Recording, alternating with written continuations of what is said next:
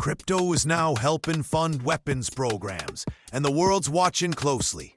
According to a new report from the Financial Action Task Force, or FATF, countries like North Korea and Iran are using cryptocurrency to dodge global sanctions and channel that money into dangerous weapons programs.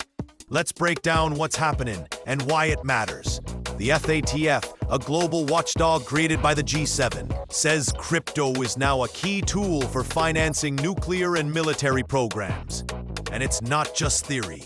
In February, North Korea stole over $1.4 billion from the crypto exchange ByBit. How? By using mixing services, unhosted wallets, and barely regulated exchanges to cover their tracks. The FATF says the threat is real and growing. Cybersecurity expert Jeremiah O'Connor says this report only confirms what security teams have been watching for years. Sanctioned states are turning stolen crypto into weapons funding. The Lazarus Group, tied to North Korea, is called out in the report. They've been linked to major hacks and laundering operations, and they're using privacy tools and mixers to stay hidden. According to FATF, these groups use privacy coins and obfuscation tools to move huge amounts of stolen crypto, and that money ends up supporting weapons of mass destruction. So why crypto? Here's what Jeremiah O'Connor says. Crypto is global. It's decentralized, and it never shuts down. There's no central authority and no off switch. For sanctioned actors, that's a dream setup.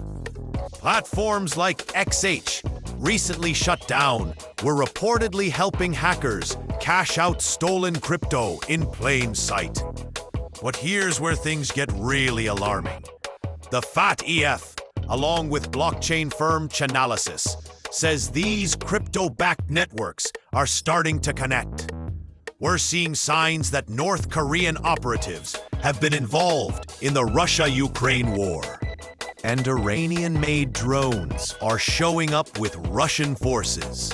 Even more, reports suggest Iran and Russia are building joint drone factories fueled by crypto behind the scenes. The FATF also says Iran, now in active conflict with Israel, is using crypto to finance proxy forces and collaborate with international crime networks to dodge economic sanctions.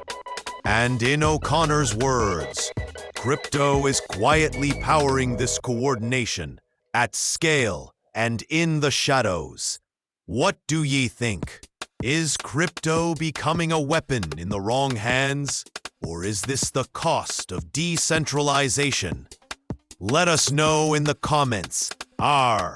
Hit like, subscribe, and turn on that bell for more sharp, no fluff breakdowns like this. Stay safe, stay sharp. I'll see ye in the next one.